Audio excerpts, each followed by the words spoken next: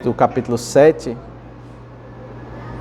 o texto conhecido, verso 13 e 14, né, o texto inicialmente, diz: entrem pela porta estreita, porque larga é a porta, espaçoso o caminho que conduz para a perdição, e são muitos os que entram por ela. Estreita é a porta e apertado é o caminho que conduz para a vida, são poucos os que o encontram.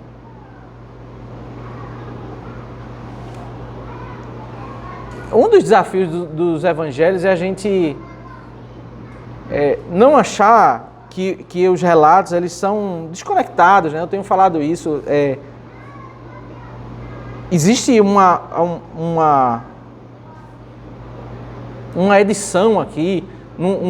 Os textos eles estão conectados a um conjunto que está nos ensinando sobre um tópico. Geralmente, esse é um texto, às vezes é o mais desafio, é quando você tem um texto muito conhecido da Bíblia, que a gente já ouviu muito, né? Que já tem uma explicação comum. E quando a gente tem uma explicação comum que é equivocada, aí é mais natural, porque a tendência é você ler o texto e nem parar para refletir. Você já lê, já tem aquela ideia estabelecida e você segue adiante, né? Porque é algo bem comum, bem conhecido, né? E geralmente, qual é a ideia que vem à sua mente quando você pensa sobre porta estreita e caminho largo? Ele está falando sobre o quê? Qual é o problema aqui? O que é a porta larga? Ele está usando uma ilustração sobre porta larga. Quem é que entra pela porta larga?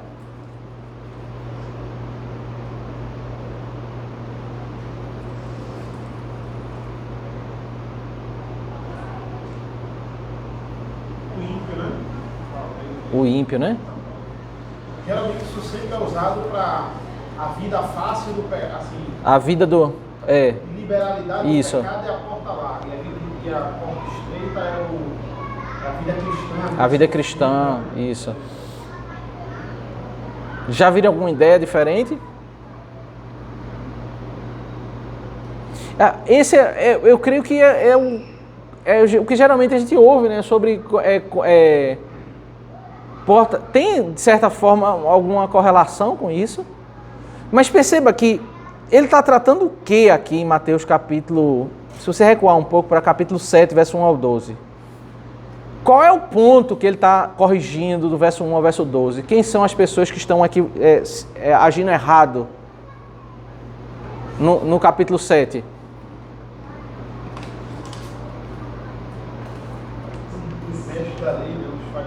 Os fariseus. E eles estão agindo errado fazendo o quê? Falso julgamento, né? Hipocrisia, né? Hipocrisia, falso julgamento. Eles têm, assim, um espírito crítico muito grande, né? Eles olham muito para o erro dos outros. E Jesus exortou, como a gente viu do verso 1 ao 12, preocupa muito em tratar as outras pessoas como você quer ser tratado. Não fica muito... olhando muito criticamente para os erros dos outros, né? Olha para os teus erros, foca nos teus erros, né? Às vezes a gente é muito minucioso no erro dos outros, e isso é a hipocrisia, né? Você, às vezes a outra pessoa tem erro mesmo, mas você deixa de focar no seu erro para focar no erro do outro, que é o ponto do espírito farisaico, e ele usa o ponto da oração como isso, né? Quando você ora a Deus, você quer que Deus te abençoe. Então, essa relação de oração que você ora para Deus te abençoar, que é o verso 7 ao verso 11, ele traz, como conclusão, assim, o que você quer que você faça aos outros, faz com eles. O que você quer que os outros façam com você, faz com eles. Essa relação, o modo como eu quero ser tratado, eu vou tratar. Então, para de ter um espírito crítico. Então, primeiro é o seguinte, o cenário de problema não é entre o crente e o mundano. O cenário de problema é entre o crente e o religioso farisaico. Esse é o ponto aqui. A aplicação da porta estreita e porta larga serve para o crente e o pagão, serve. Mas ele está lidando, a problemática do texto aqui é contra o religioso. O que é a porta larga nesse texto? Quem é que segue pela porta larga? O que é que a grande maioria das pessoas fazem? Religiosidade. Eles vivem a religiosidade criticando o erro dos outros. Essa é a porta larga. Não tem um comportamento mais comum, que é você viver a religião só para criticar os erros dos outros. Só ter esse espírito crítico. Qual é a porta estreita? Que é o crente sincero. É aquele que tem o espírito crítico para si mesmo. Ele é humilde. Ele olha os seus próprios erros. Ele não vai dar aos cães o que é santo, né? Ao início do texto. Ele vai ter hora que ele vai ver o pagão cometendo coisa, ele não vai nem repreender a pessoa. Ele faz bom uso da sabedoria. Ele ora a Deus, ele busca a bênção de Deus. O caminho largo é o caminho farisaico aqui, que é o caminho também, por implicação, podemos aplicar essa verdade a todo pagão que não crê em Deus. Se o fariseu, que é religioso, passa pelo caminho largo, imagina o pagão, que nem religioso é. Né? Mas, veja, o foco do texto é o religioso. Ele está dizendo que o judeu que está no templo, ele está lá, ele está nesse caminho largo, ele faz essa vida, que é a grande maioria do judaísmo. Muitos entram por ela. E aí no julgamento, a plateia, né, os ouvintes de Cristo, é a comunidade judaica, que está em cima do monte.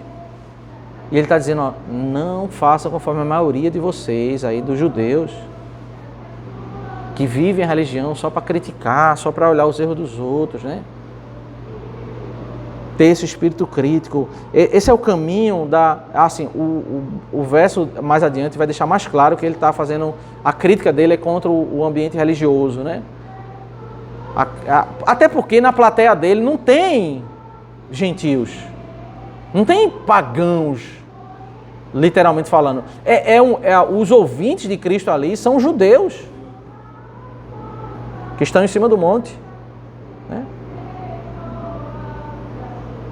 Ele está dizendo, cuidado com esse espírito crítico, cuidado. Assim, cuidado para onde você vê a grande maioria do ambiente religioso está indo. Não significa que eles estão indo para o caminho correto, né?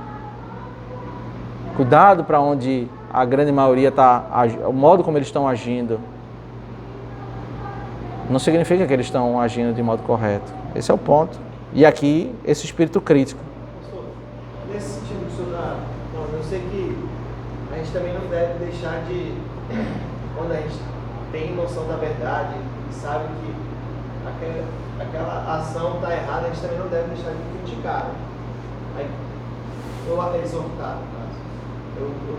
Uma das coisas que eu penso muito é o limite, né? Quando eu lembro, acho que no mês passado também falamos um pouco disso, né? Para não ser chato, aquela pessoa chata que sempre está falando a mesma coisa e tal. Fica um limite bem difícil, né? De saber para onde, até onde a gente pode ir. Assim, no meu caso, não sei se eu estou tirando essa de mim, como membro, como participante da igreja, não, mas como pastor em si, eu acho que é complexo, deve ser bem difícil. A Bíblia chama isso de sabedoria, né? Não é uma habilidade matemática, né? Onde você pode, exata, né? É igual você lidar com criação de filhos, né? Você pode falhar na omissão, você pode falhar no exagero. Não é fácil dar a dose certa, né? Ser sábio, né, na condução. Você pode corrigir o seu filho e depois você sentir assim, rapaz, não precisava disso tudo, bastava...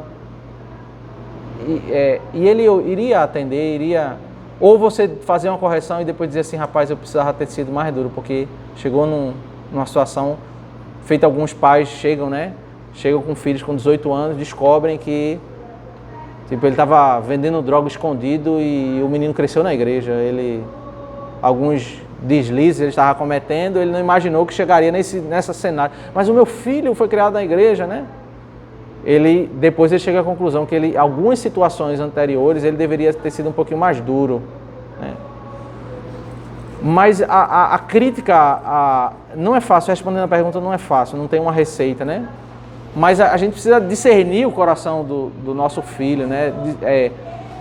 O ponto assim, é que a gente não pode querer dominar sobre a vida do outro, ser o vigia da vida do outro, né? E é isso que os fariseus faziam, né? Eles vigiavam, né? Eles eram vigilantes, né?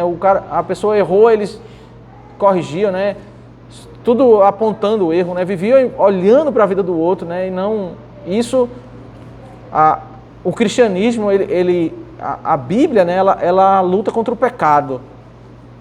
Mas em nome da luta do pecado, nós podemos viver uma vida que se torna uma vida pecaminosa quando nós começamos a viver um espírito crítico, né? Que se torna o espírito farisaico se tornou um espírito soberbo, arrogante, em nome da santidade. O termo fariseu significa puro, santo, né? Então eles usaram esse termo para dizer assim, nós não queremos ser como os imorais, nós somos os fariseus. Só que eles se tornaram um grupo que hoje fariseu é um adjetivo de hipócrita, de uma coisa impura. Porque em nome da luta do pecado, você pode exatamente cometer aquilo que você imaginava que estava lutando, que é, se você não fazer bom uso, não usar corretamente, né? Você pode destruir um casamento, pode destruir a educação de um filho, né? Você pode arruinar relacionamentos se ficar com esse espírito crítico. Não é fácil, né? E aí, assim, a exortação, ela é relevante, a omissão é um problema, então, em um extremo tem um problema, no outro extremo, e como ele está lidando, e esse é um ponto interessante de você colocar isso, né? Quando a gente vai estudar a Bíblia, a gente precisa entender que o texto está sendo ensinado para um contexto que tem um problema naquele contexto. Talvez a gente esteja vivendo em uma sociedade, o Brasil, que é um contexto completamente diferente. No Brasil é um contexto assim mais passivo. As pessoas não criticam, né? Talvez alguns ambientes religiosos, sim. A gente pode até aplicar isso aqui. No geral é mais frouxo, né? Aí a gente às vezes tem dificuldade, mas a gente precisa, o contexto que ele está lidando é um ambiente onde tem um espírito muito crítico, as pessoas criticam muito, né? Olha o erro, uma coisa do outro, já vai criticar lá, porque Jesus curou no sábado. Tudo é crítica, tudo é o espírito crítico. Ele está dizendo, olha, cuidado por isso. Isso não é o espírito da adoração a Deus, né? Eu preciso olhar para o meu erro, né? Esse é o ponto. A minha relação com Deus, ela precisa mudar, em primeiro lugar, a minha vida. Eu preciso olhar profundamente, eu preciso ser crítico comigo, em primeiro lugar, né? Ainda que eu possa exortar, possa ajudar, mas esse é o maior foco do meu olhar, né? É o meu erro. Eu não posso ser uma pessoa que, geralmente, o nosso coração é isso, eu sou muito flexível comigo e com os outros eu sou muito exigente, né? Essa é a nossa tendência. E aí o verso 15 ao 20 parece que deixa mais claro isso, né? Para onde vai a porta larga? Cuidado com os falsos profetas que se apresentam a vocês disfarçados de ovelhas, mas por dentro são lobos vorazes. Pelos seus frutos vocês os conhecerão. Por acaso se colhem uvas de espinheiros ou figos de ervas daninhas? Assim toda árvore boa produz bons frutos, porém a árvore má produz frutos maus.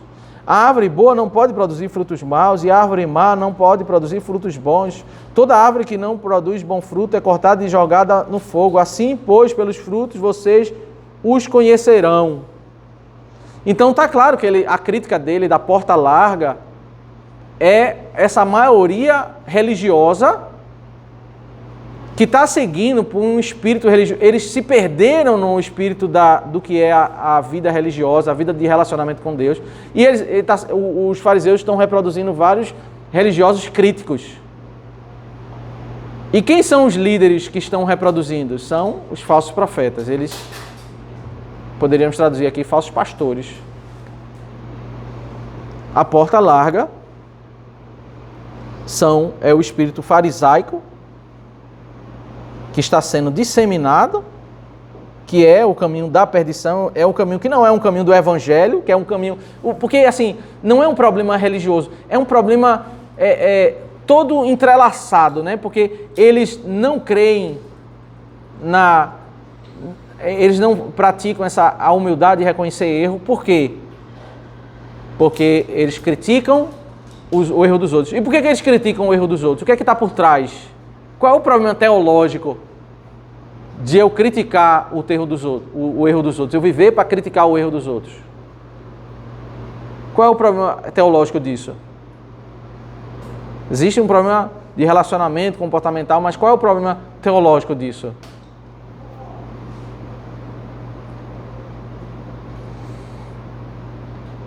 Mateus 7, versículo 15. Qual é o problema teológico que está por trás de eu ter o espírito crítico? Não ser autocrítico. Não ser autocrítico, mas tá. Vão tentar esmiuçar isso. É por aí. Eu não sou autocrítico, mas qual é o problema teológico? Quando a gente fala de teologia, a gente está falando qual é a teologia desse problema? Seria eu estava me colocando superior a...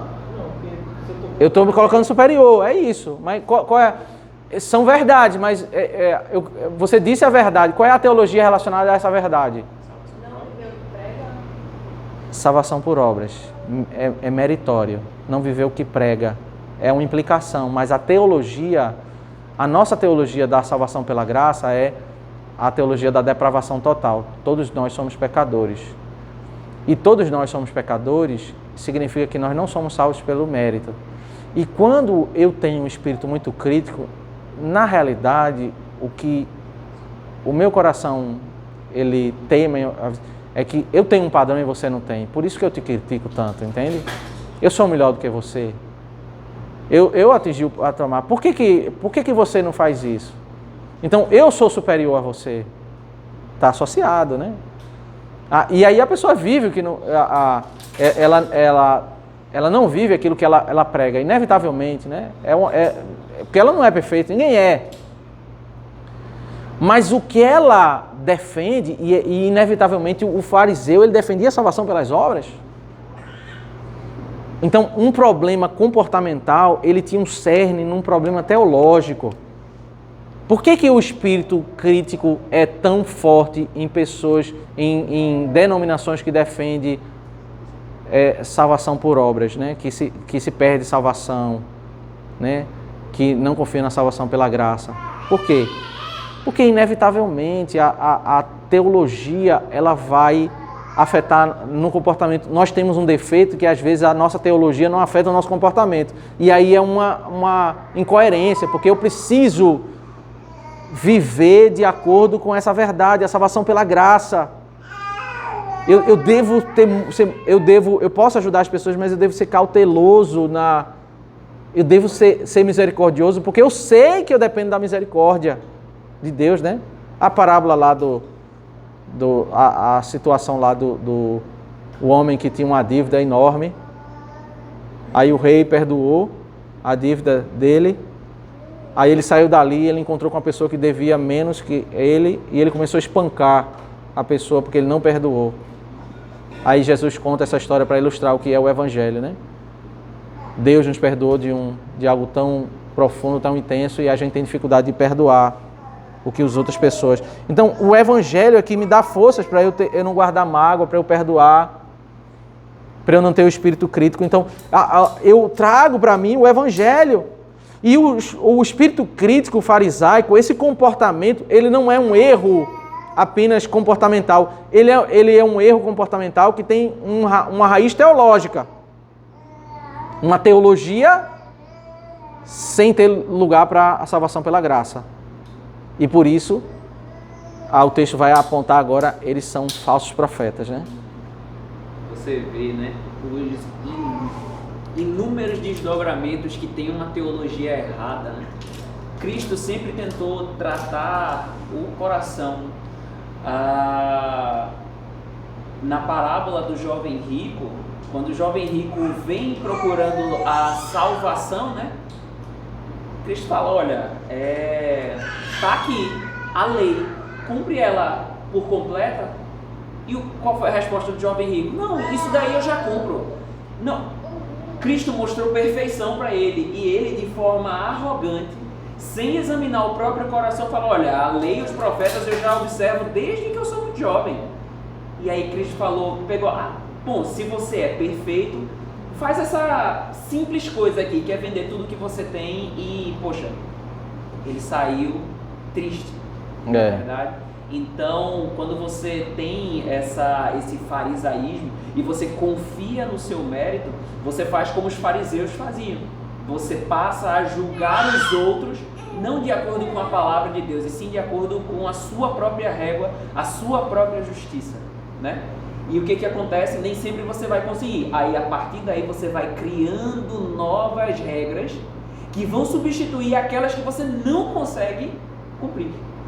Então, gera toda essa confusão aí de falsos mestres e de falsos mandamentos, que era o contexto de Cristo naquela época. E ele diz: cuidado com os falsos profetas. O que é que os falsos profetas eles fazem, né? O problema é, no contexto religioso, eles têm uma forma daquilo que é a estrutura verdadeira, né? Porque eles se apresentam disfarçados de ovelhas. A forma externa, ela é verdadeira, mas por dentro são lobos vorazes. Perceba a gravidade, né? Ele está falando dos pastores judeus. A forma externa da espiritualidade que eles defendem é como se eles parecessem uma ovelha, um animal inofensivo. Mas o que eles causam, o ensino deles, eles causam uma destruição. O lobo é o animal que destrói, né? A ovelha, ele está usando uma linguagem que é própria deles, né? O que eles mais temiam é o lobo invadir lá e acabar com as ovelhas, né? A ovelha não luta contra o lobo. E ele está chamando aquele que ensina e conduz o rebanho para um ensino equivocado, uma doutrina equivocada, sem entender a salvação pela graça. Nesse espírito farisaico, né, a religião do mérito, da crítica, eles são lobos vorazes. Eles vão destruir. Não é um equívoco, uma religião diferente, não é um desvio diferente. Ele vai assim agravar os termos que ele vai usar, né? Mas ele ao fazer referência a ele vai dizer exatamente que muitos desse grupo aí, eles nunca haviam conhecido o Senhor. Mas a teologia ruim, ela leva exatamente a soberba, né? A religião, quando você tem a forma da verdade, mas você não tem o cerne da verdade. E aí você termina, o resultado é exatamente o oposto da verdade. Eu tenho o culto, eu tenho um pastor, eu tenho os oficiais, eu tenho a igreja, eu tenho membros, as pessoas servem, trabalham, mas tudo está associado a uma religião do mérito. Aí as pessoas criticam demais, né? Aqueles ambiente muito crítico. Geralmente é um ambiente como a estrutura do jovem rico, né? Que nesses ambientes tem aquele soberba e frustração, porque o ser humano tem aquele momento que ele sabe que ele não cometeu, né? Então ele fica triste. Aí depois soberba, critica, né? Uma preocupação muito grande de mostrar para as outras pessoas, né? De contabilizar aquilo que eu fiz, de enumerar os meus feitos, mostrar as minhas obras. Aí começa disputa por cargos, disputa para entrar num grupo, num ministério na igreja. Algumas igrejas até defendem a salvação pela graça, mas aí começamos até a incoerência, né? Eu começo a agir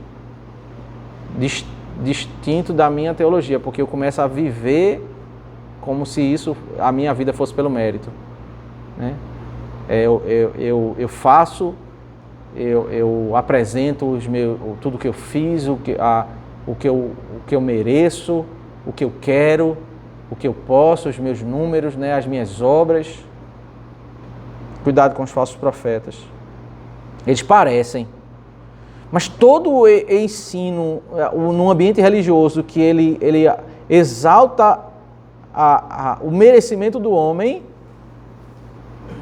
ele destrói o povo de Deus, né? Porque cria uma dinâmica toda, né? Dinâmica toda que destrói a igreja, e ele vai ilustrar isso como lobos vorazes. Os frutos, quais são os frutos? A ilustração da árvore aqui, frutos bons e frutos maus. Quais seriam os frutos que nós identificamos para conhecer os falsos profetas?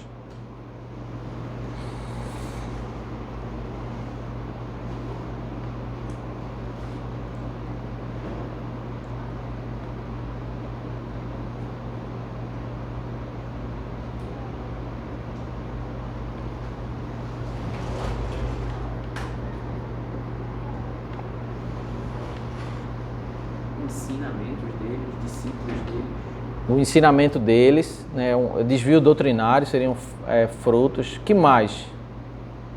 Frutos. Os seus discípulos se comportando igual a eles, né? Seus discípulos se comportando igual a eles. Parece que frutos aqui está muito relacionado àquilo que eles produzem, né? Certamente ensinos, mas também comportamento, né? Porque ele começou a listar alguns comportamentos equivocados, do verso 1 ao verso 12, né? Ele diz que esse é o comportamento geral, né? A grande porta que as pessoas estão passando, né? O falso profetismo, ele é marcado pelo um aspecto de superioridade, né? De se apresentar, sabe, aquela áurea do super apóstolo, né, do líder inquestionável. O próprio apóstolo, para mim, já é uma forma disso, porque ele não aguenta ficar sem pastor como os outros. Ele precisa de algo mais, né? Uhum. E acontece muito isso. Isso aí já é... O título usado hoje, né? E essa titulação, né, mas a gente pode ir até mais a fundo, o conceito, né, até as pessoas que não usam isso, mas o conceito de alguém que está acima da verdade, né, alguém infalível, alguém... Essa é a marca, né, do falso profetismo, né, desse espírito crítico, dessa religião do mérito, né, dessa religião das obras. A forma da verdade, mas sem o cerne da verdade, que é o Evangelho da Graça. Esse é o espírito farisaico. Pelos frutos os conhecereis. Né? E é interessante porque do capítulo 5 ao capítulo 6, Cristo ele fez uma exigência. É uma pregação só, capítulo 5, 6 e 7, né? O Sermão do Monte. Vários aspectos ele denunciou de pecado, então ele não está sendo flexível. Ele está denunciando todos os erros que os judeus estão cometendo. E no final ele diz, olha, mas cuidado com o espírito crítico. Então eu ouço a exortação da palavra de Deus para curar o meu coração, não é para eu ouvir. Tem aquela ilustração interessante que geralmente os pastores usam, né? Que o cidadão foi para o culto, ouvir a pregação da palavra e o pastor pregou lá uma palavra cheia de exortação e disse, eita, a palavra foi muito boa. Pena que fulano não estava aqui, né? Porque tudo que ele ouve é sempre para usar para outra pessoa. Ele nunca ouve para aplicar para ele, entendeu? Ele sempre lê a Bíblia pensando no que ele vai exortar outra pessoa. Então... Cadê Mateus, hein? Mateus não está aqui hoje. Esse é o espírito farisaico, né? O Espírito eu aí estudo a verdade, uso a verdade, mas sempre para usar para outra pessoa e não para usar. Então, capítulo 5 ele disse, olha, vocês não podem ter 2 esposas, vocês não podem agredir o seu irmão, se você xingar, se você chamar de tolo, você já cometeu, não matarás. Ele fez uma lista de exortações, mas aí no capítulo 7 ele disse, não tenha esse espírito farisaico. Né? O zelo pela santidade exposto no capítulo 5 e 6, ele também entra na lista do capítulo 7, que assim, o espírito crítico ele não é uma luta pela santidade, eu termino em nome da santidade indo por um caminho soberbo. Um caminho que eu começo a não olhar muito para os meus erros e olhar muito para os erros dos outros, né? Ser muito crítico, muito... Aí eu me perco na religiosidade, eu tenho uma forma da verdade, mas sem o cerne da salvação pela graça, que vai impactar na forma como eu olho o meu pecado, o pecado dos outros, né? Sendo mais misericordioso comigo, mais crítico com os outros. Eu preciso olhar aqueles que... os líderes, né? Os lobos vorazes são aqueles que... A teologia destrutiva que nós vivemos, né, no Brasil e na humanidade... é a teologia do mérito, né? A teologia do mérito é a teologia tão comum, né? O pai da teologia do mérito em nossos dias é o catolicismo, né? Mas que o brado da reforma protestante é a briga lá, a discussão da reforma protestante é salvação pela graça, salvação pelo mérito. E pós-reforma protestante, ao longo da história, parte do movimento evangélico voltou a apreciar, né, as obras, o mérito. É a inclinação do coração do homem, né? O homem, ele quer merecer algo, ele quer fazer algo. E onde ele termina? Ele termina sendo um espírito crítico, ele termina exaltando a si mesmo, ele termina merecendo algo, ele termina colocando no altar. Toda a consequência da religião do mérito é ter uma figura singular de um pastor, de um apóstolo, de um profeta, alguém assim inalcançável, uma santidade grandiosa. Ele é diferente, né? A gente tem um pastor americano que ele veio num congresso, até em João Pessoa, o Ted Tripp, né? Ele escreve muito para criança. Aí quando ele veio, os pastores da Memorial foram até lá no congresso, a gente foi ouvir ele, muito bom o pastor. E ele falava sobre isso, ele falava sobre ídolos do coração dos filhos, né? E ele pregou num texto de Romanos e ele falou uma coisa interessante, ele disse, como nós somos tendenciosos a idolatrar pessoas, essa é uma tendência do coração humano. E a nossa tendência se evidencia como nós queremos dizer que as pessoas são diferentes. Em tudo. Você no futebol, a gente diz, poxa, como é diferente aquele cidadão, né? Porque ele tem uma habilidade boa, mas a gente começa a querer imaginar que ele é como se fosse uma pessoa diferente dos demais, né?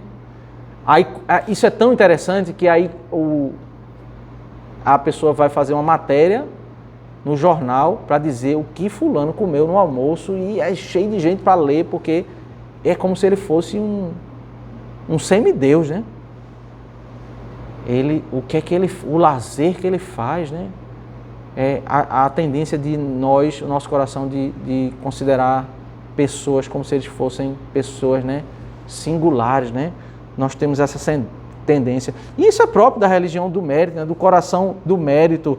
A pessoa que ele é diferente, ele merece, né? Ele é exaltado. Cuidado com essa religião do mérito. Aí... E às vezes ele comete uma coisa errada e aí ele pode cometer. Não, é porque ele é diferente, né? Ele é diferente. Ele é diferente. Ele deve ter acontecido alguma coisa para ele fazer isso. Isso, A gente justifica, né? Começar a passar pano em algumas pessoas diferentes e a julgar de forma diferente. Né? Então, a gente tem que olhar as marcas. O espírito crítico é uma marca, essa é a religião do mérito. Mas existem nessas marcas uma coisa muito sutil. Coisas que podem ser boas e coisas que podem ser ruins, que não são fáceis de identificar. Então, aí o versículo 21 ao 23 apresenta isso. Nem todos o que me diz Senhor, Senhor entrará no reino dos céus, mas aquele que faz a vontade do meu Pai que está nos céus. Né? Então, a verbalização pelo pela adoração ao Senhor não significa verdade, mas fazer a vontade de Deus. Muitos naquele dia vão dizer: Senhor, Senhor, nós não profetizamos em Teu nome não expulsamos demônios, e em Seu nome não fizemos muitos milagres. Então lhes direi claramente: eu nunca conheci vocês, afastem-se de mim, vocês que praticam o mal. Então nós temos uma lista de atitudes que são presentes num ambiente de um povo que professa a fé verdadeiramente e um povo que é um ambiente religioso do mérito e que nunca foi salvo, porque ele diz: eu nunca vos conheci. Não é que eles foram salvos e perderam a salvação. Eles nunca foram conhecidos de Cristo. Eles conheceram a forma da verdade, mas não conheceram a verdade. E o que eles faziam? Eles chamavam Deus de Senhor, eles profetizavam, pregavam em nome de Cristo, eles expulsavam demônios em nome de Cristo e eles faziam até milagres. Essa questão dos milagres é interessante, né? Porque em Apocalipse diz que o anticristo ele vai fazer milagres e vai atrair muita gente por causa dos seus milagres, que vão acreditar que por causa esses atos extraordinários é uma evidência do poder de Deus em detrimento daquilo que é pregado. O milagre, ele sempre foi usado na Escritura é usado como instrumento de Deus para evidenciar a verdade, mas o milagre, ele nunca foi usado por Deus como um definidor último. Ele é algo gracioso por Deus para que eu possa confiar na verdade. Mas quando Deus chamou Moisés, Deus disse assim: Moisés, vai lá, fala para o povo que eu te chamei para o povo sair do Egito. Aí Moisés falou assim: o povo não vai acreditar. Os anciãos não vão acreditar, Senhor. Aí está bom, eu vou te dar 3 sinais, né? Os 3 milagres, que o cajado, a mão leprosa, a água na terra para se tornar em sangue, né? Aí ele vai fazer os 3 sinais. Quando ele faz os milagres, Deus permitiu que os feiticeiros também fizessem milagres.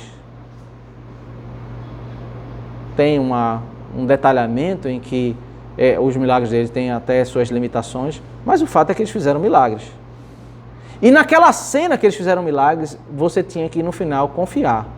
Eu vou confiar naquilo que Deus disse, ou eu vou confiar no milagre e naquilo que o feiticeiro fala. Antes da segunda vinda vai ser a mesma coisa. Deus fez milagres ao longo da história. Deus faz milagres por meio do seu povo. Houve um período mais intenso de milagres, mas Deus faz milagres quando quer e como quer. Mas eu não posso usar... Você ouve relatos de que no centro espírita tem uma pessoa lá que encarna, né, um médico lá, e ele faz uma cirurgia e cura. Que no centro de Macumba tem pessoas lá que tem relatos, né, de curas, né? Eu não duvido. Na Bíblia fala que vai acontecer milagres. O milagre, ele não é o definidor para eu dizer: aconteceu um milagre, então aqui está a verdade. Uma igreja lá, a pessoa orou, expulsou o demônio, então tudo que ele disser é a verdade. Não. A verdade é o que está na Escritura. Eu vou julgar aquilo que é dito à luz da Escritura.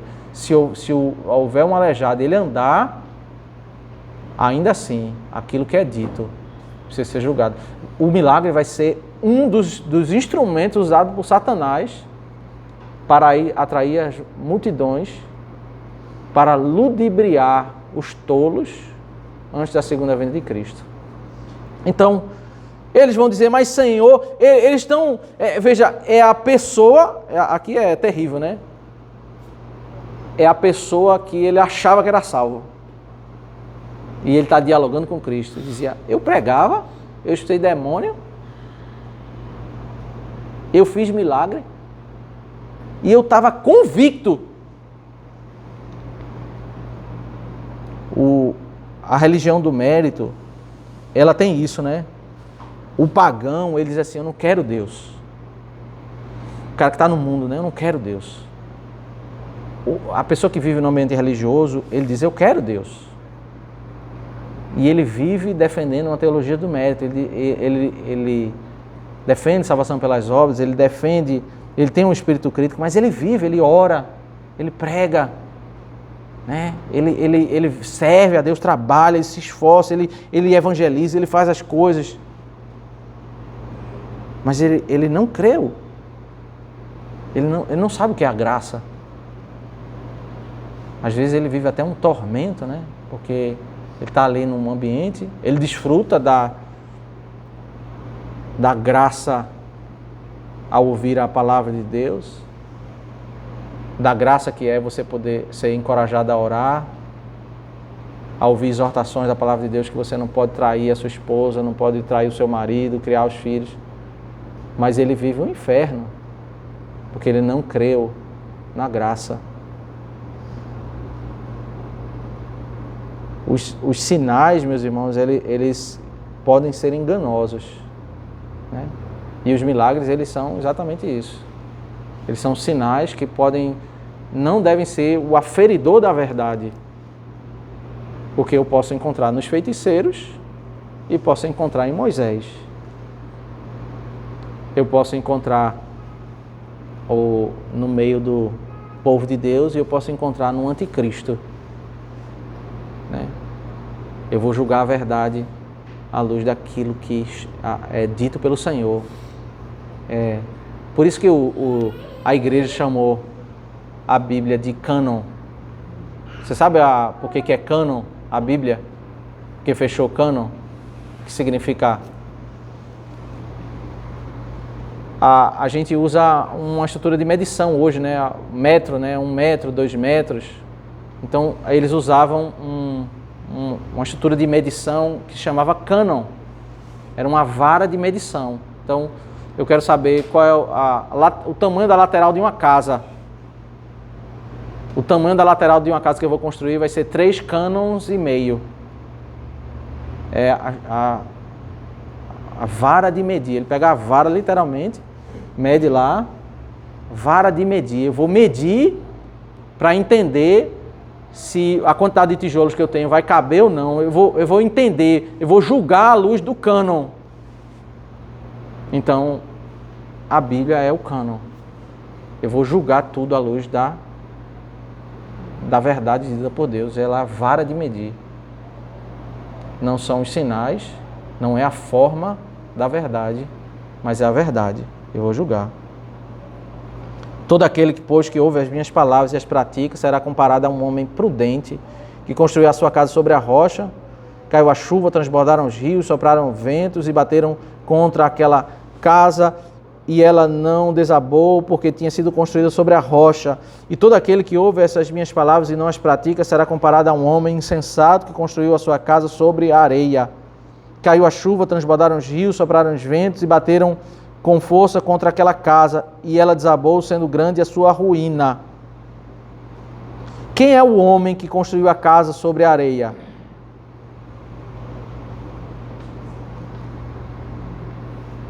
Quem é o homem que construiu a casa sobre a areia?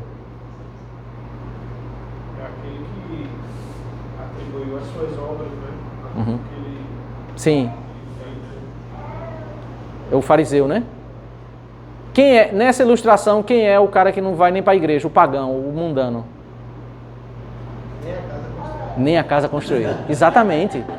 A casa é a minha vida religiosa. A minha vida que eu faço para Deus. O meu fundamento, se o meu fundamento é o meu esforço, o meu mérito, o meu fundamento é a areia. Ela tem aparência de que tem vigor. Uma hora vai mostrar que ela vai cair. E vai cair fácil. Mas o mundano, ele não faz parte dessa pauta. O cara que não quer saber de Deus, está fora, ele nem nessa ilustração ele está. Ele está lidando com a pessoa que tem aparência de cristão e o verdadeiro cristão. Os dois que levantam casa. E tem um que tem um fundamento que segura a casa dele. É o fundamento que faz com que tudo aquilo que está em cima é seguro, que é Cristo, a rocha, a obra de Cristo, o mérito de Cristo. O que Ele fez. Vai vir tempestades, vai vir ventanias, mas o fundamento segura a casa. Não é a casa que segura o fundamento, é o fundamento que segura a casa. Mas o outro, que é o judeu, o fariseu, que ele tudo que ele vive é atrelado ao mérito. Ele não entendeu o evangelho da graça. Ele define o verdadeiro cristianismo por milagres, pelo espírito, pela regra farisaica dele, pela teologia equivocada dele. Ele não entendeu, né, o verdadeiro ensino, o cerne que é o evangelho da graça. Ele não consegue aplicar a graça nos relacionamentos. E aí ele tem uma casa levantada. Ele é um homem que ora, é um homem que lê a Bíblia, é um homem que vai para o culto, é um homem que não quer adulterar, é um homem que tem a forma do evangelho. Mas o fundamento dele é areia. Se ele não ouvir a verdade, vai desabar, grande será a sua ruína. Ele está ilustrando com a cena que ele disse do verso 21 ao 23. A cena da casa sendo derrubada é a cena do encontro desse cidadão com o Senhor na segunda vinda. Mas, Senhor, essa grande ruína da casa... Veja, então eu estou lendo o texto, percebendo que ele está ensinando e ilustrando. Ele está tendo o mesmo... É um movimento. Eu não posso pegar a cena e recortar. Ele está tratando sobre um problema de Jesus com os fariseus e ele está ensinando e ilustrando. E o verso 28 e 29 é a conclusão de todo o sermão, né? Da reação quando Jesus acabou de proferir essas palavras, as multidões estavam maravilhadas com a sua doutrina, porque ele as ensinava como quem tem autoridade e não como os escribas, né? Os comentários, né, do primeiro século falam que os rabinos eles sempre ensinavam citando outro rabino, sempre citavam, eles sempre diziam, não, porque rabino disse isso, rabino disse isso. E Cristo ele falava o ensino citando as escrituras, citando ele como fonte da verdade. Ele era a autoridade. Ele não precisava citar um rabino. E a palavra dele, as ilustrações que ele apresentava, mostravam. As pessoas viam vida, viam conteúdo, viam verdade. E eles apreciavam, né, esse ensino. Eles viam clareza na doutrina, né? A doutrina que era pregada por ele era vista com autoridade, era recebida, né, com autoridade.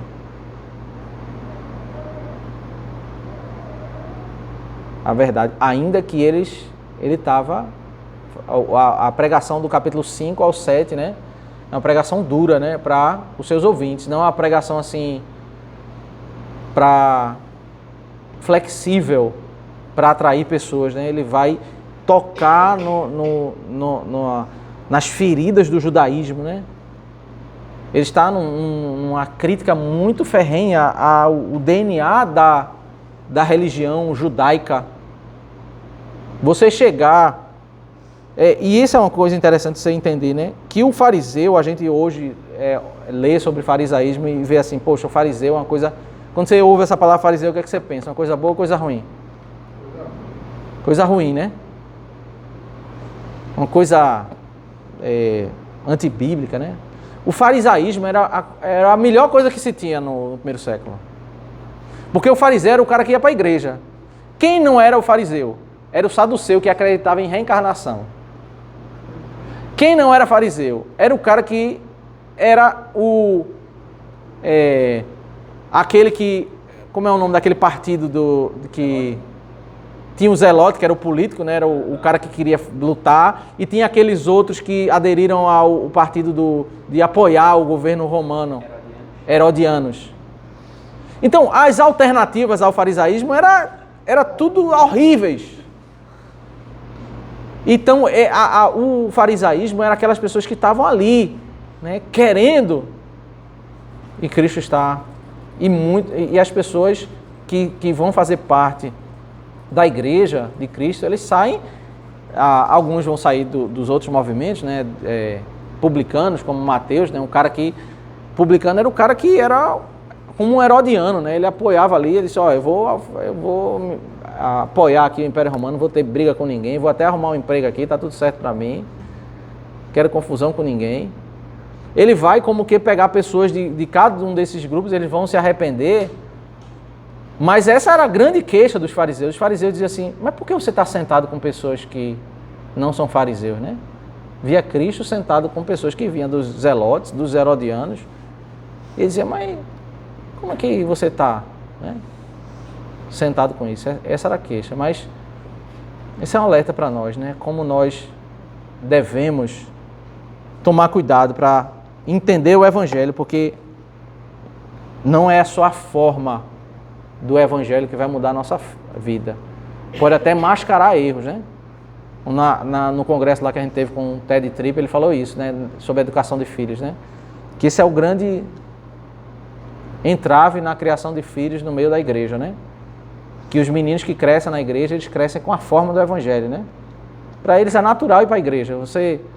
O menino que cresceu na igreja, que todo domingo vai para o culto, dificilmente ele vai chegar na adolescência e ele vai reclamar de ir para o culto. Porque aquilo ali é tão natural, é hábito. Você lê a Bíblia com ele, mas o ponto é se ele, além da forma do Evangelho, ele vai entender o Evangelho, né? E aí é a base, ele pregou sobre a base daquele livro dele, né? Pastoreando o Coração da Criança, né? Que é sobre você tentar levar o coração, o Evangelho, não a forma do Evangelho. E o capítulo 7 de Mateus, ele trata sobre isso, né? Sobre isso que é o problema do nosso Brasil, né? Da nossa nação. É uma nação que se diz cristã, mas ela tem a forma do Evangelho, ela não entende o que é salvação pela graça, né? Muitos dos seus ministros são lobos vorazes que ensinam salvação pelas obras, ensinam uma graça barata, né, o liberalismo. Elas não entenderam o que é o Evangelho, né? Que Deus nos abençoe. Amém. Damos graças, Senhor, por Tua palavra, por essa manhã.